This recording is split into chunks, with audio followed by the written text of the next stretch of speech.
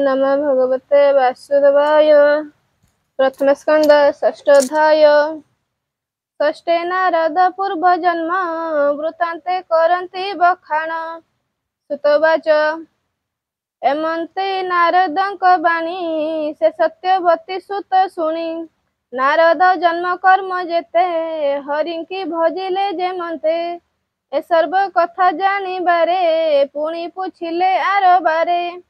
व्यासवाच ଥିଲେ ସନ୍ନ୍ୟାସୀ ଯେତେ ଦିନ ତୁମ୍ଭକୁ କଲେ ମନ୍ତ୍ର ଦାନ।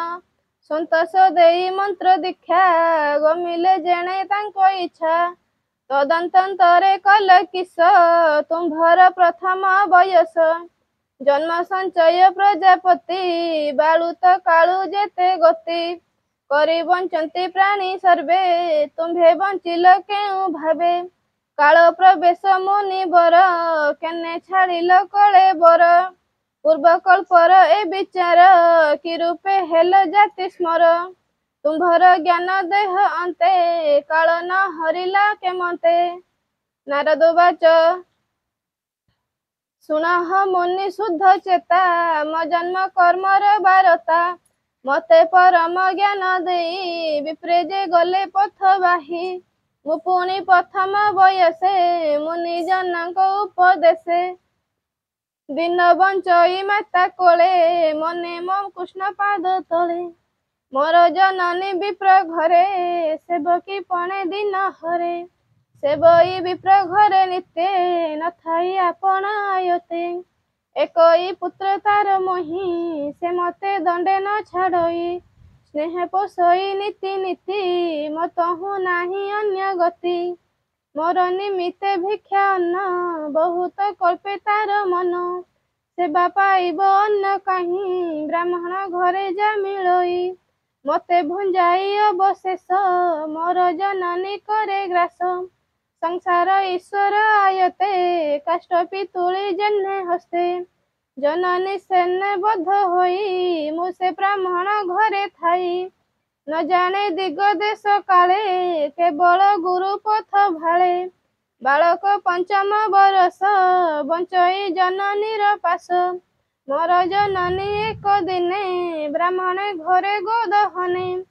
ଧେନୁ ଦେହନ୍ତେ ପଥେ ବସି ସର୍ପେ ମିଳିଲା ବେଗେ ଆସି। ଦଇବ ଯୋଗେ ସେ ଦଂଶିଲା ତକ୍ଷଣେ ଜନନୀ ମମଲା। ମହିମା ତାଙ୍କୁ ଅଗ୍ନି ଦେଇ ଭାଳଇ ଚଉଦିଗ ଚାହିଁ। ତାର ମରଣ ମୋ କଲ୍ୟାଣ ମଣିଲି କଲେ ଭଗବାନ। ବିପ୍ରଙ୍କ ତହିଁ ମୋର ମନ ନିତ୍ୟ ଭାଳଇ ଛନ ଛନ। ତାହାକୁ ଭେଟିବାର ଅର୍ଥେ ଗଲି ଉତ୍ତର ଦିଗ ପଥେ।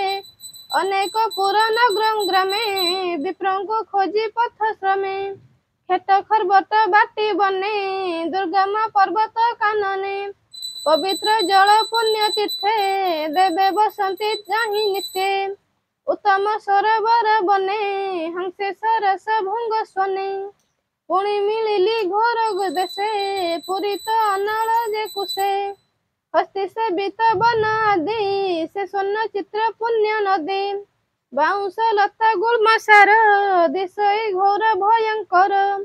ସର୍ବ ଭଲ୍ଲୁକ ଶିବା ଗୃହେ ବନେ ଭ୍ରମଇ ଏକା ଦେହେ। ଏମନ୍ତ ଭ୍ରମ ଘୋର ପଥେ ଶ୍ରମେ ପିପାସା ବୁଭୁକ୍ଷିତେ। ଏମନ୍ତ ଯାଉଁ ପଦେ ପଦେ ଶ୍ରମେ ପଶିଲି ନଦୀ ହଦେ। ଶୀତଳ ବାରି ସ୍ନାନ ପାନ କରନ୍ତେ ଗଲା ମୋର ଶ୍ରମ। ନିର୍ଜନ ବନେ ନଦୀ କୂଳେ ବସି ଅଶ୍ୱସ୍ଥ ତରୁ ମୂଳେ। ଯେ ରୂପ ମୁନିଙ୍କି ବଚନ ଆତ୍ମାରେ ଆତ୍ମା ଅବଧାନେ। କୃଷ୍ଣର ପାଦ ପଦ୍ମ ଯୁଗେ ଧ୍ୟାନେ ମୁଁ କଲି ଅନୁରାଗେ। ଉତ୍କଣ୍ଠା ଗଦ ଗଦେ ବଚନ ଅଶ୍ରୁ ଜଳରେ ନେତ୍ର ପୂର୍ଣ୍ଣ। ତକ୍ଷଣେ ପରମ ଆନନ୍ଦେ ହରି ବିଜୟ ମୋର ହୃଦେ। ଅତ୍ୟନ୍ତ ପ୍ରେମ ଭରେ ଦେହେ ଉଦ୍ଗମ ହେଲେ ତନୁ ରହେ। ଆନନ୍ଦ ସାଗରେ ବୁଡ଼ିଲି ଉଭୟ ଲୋକ ନ ଜାଣିଲି। ରୂପେ କି ଦେବା ପଟାନ୍ତର ମନ ବଚନ ଅଗୋଚର। ନ ଦେଖି ପୁଣି ତତକ୍ଷଣେ ବ୍ୟାକୁଳ ଚିତ୍ତ କର ଶଣେ। ପୁଣି ରହିଲି ଦୃଢ଼ ଚିତ୍ତେ ସେ ରୂପ ଦେଖିବା ନିମନ୍ତେ। ସେ ହରି ହୋଇଲେ ଅନ୍ତର ଦିଶିଲା ଘୋର ଅନ୍ଧକାର।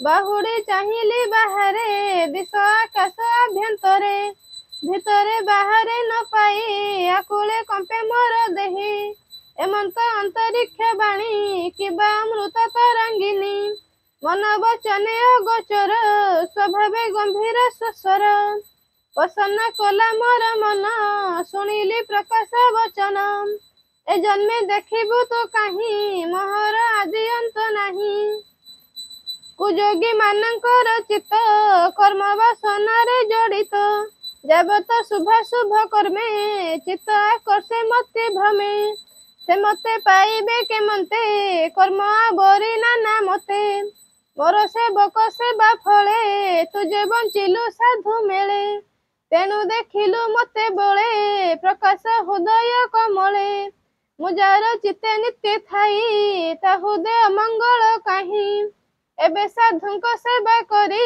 ଦୀର୍ଘ ଜୀବନ ଦେହେ ଧରି ଦୃଢ଼ ଭକତି ମୋର ପାଦେ ଚିତେ ପସରୁ ଅପ୍ରମାଦେ ଏ ଦେହ ଛାଡ଼ି ମୋର ଧ୍ୟାନେ ଅନ୍ତେ ମିଳିବୁ ମୋ ଭୁବନେ ମୋର ବିଷୟ ତୋର ମତି କେବେ ହିଁ ନହିବ ଦୁର୍ଗତି ସୃଷ୍ଟି ପ୍ରଳୟ ବାଧା ଯେତେ କେବେ ହିଁ ନ ଲାଗିବ ତତେ ମୋ ଅନୁଗ୍ରହ ହେଉ ଜ୍ଞାନ ଏମନ୍ତ ପ୍ରକାଶ ବଚନ ସ୍ୱଭାବେ ଶୁଭେ ଅନ୍ତରିକ୍ଷେ କେ ତାହା ଦେଖିବ ପ୍ରତ୍ୟକ୍ଷେ ସ୍ୱଭାବେ ରୂପ ନାହିଁ ଯାର ମହାମହିମ ନିର୍ବିକାର ସେ ବାଣୀ ଶୁଣି ଚିତ୍ତ ସ୍ଥିରେ ପ୍ରଣାମ କଲି ତା ପୟରେ ମୋର ଜୀବନ କୃତ କୃତ୍ୟ ଶୁଣ ହେ ସତ୍ୟବତୀ ସୁତ ସେ ବିନୁ ନ ଜାଣଇ ଆନ ମୋ ସର୍ବଗତି ଭଗବାନ ଲାଜ ଭୟକୁ ପରିହରି ହୃଦୟ ଗୋବିନ୍ଦ ନାମ ଧରି ଅନନ୍ତ ନାମ ଗୁଣ ଯେତେ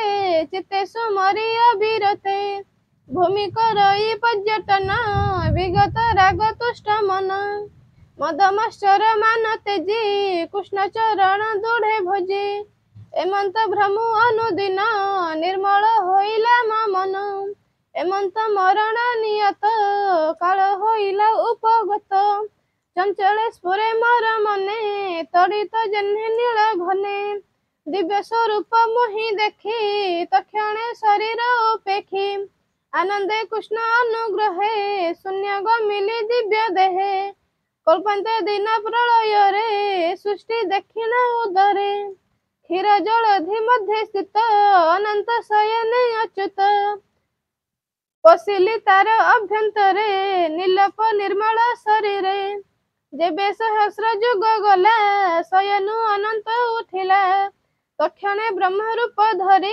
ଭୂମି ବିଆଇ ସୃଷ୍ଟି କରି ମରିଚି ଆଦି ସପ୍ତ ସୁତ ବ୍ରହ୍ମା ମନରୁ ହେଲେ ଜାତ ମୁଇଁ ହୋଇଲି ତାଙ୍କ ସଙ୍ଗେ ସମ୍ଭୂତ ବିଧାତାର ଅଙ୍ଗେ ବାହ୍ୟ ଅନ୍ତରେ ଦୃଢ଼ ବ୍ରତେ ତିନି ଲୋକେ ଭ୍ରମ ନିତ୍ୟେ ବିଷ୍ଣୁର ଭାବେ ଭ୍ରମେ ନୀତି ମୋହର ଅବ୍ୟାହତ ଗତି ବିଷ୍ଣୁ ଭକତେ ଭାବ ଜଳେ ମୁହିଁ ଗମଇ ଅନ୍ତରାଳେ ଦେବଙ୍କ ମଧ୍ୟେ ମୁହିଁ ଥାଇ ନୃତ୍ୟ କରଇ କୃଷ୍ଣ ଗାଇ ଶୁଣି ସନ୍ତୋଷ ମୋର ବାଣୀ ବୀଣା ଗୋଟିଏ ଦେଲେ ଆଣି ଶପଥ ସ୍ୱର ବିଭୂଷଣା ସୁସ୍ୱର ନାଦ ତିନି ଗୁଣା ସ୍ୱର ମୂର୍ଚ୍ଛନା ନାଦ ବାଇ ଆନନ୍ଦେ କୃଷ୍ଣ ଗୁଣ ଗାଇ ନିରୁତେ ଭ୍ରମେ ତ୍ରିଜଗତେ ଶୁଣ କହିବା ଆଉ ଯେତେ ହରିର ଅଭୟ ଚରଣ ଅଶେଷ ତୀର୍ଥଙ୍କର ସ୍ଥାନ ସେ ପାଦ କରନ୍ତେ ସ୍ମରଣ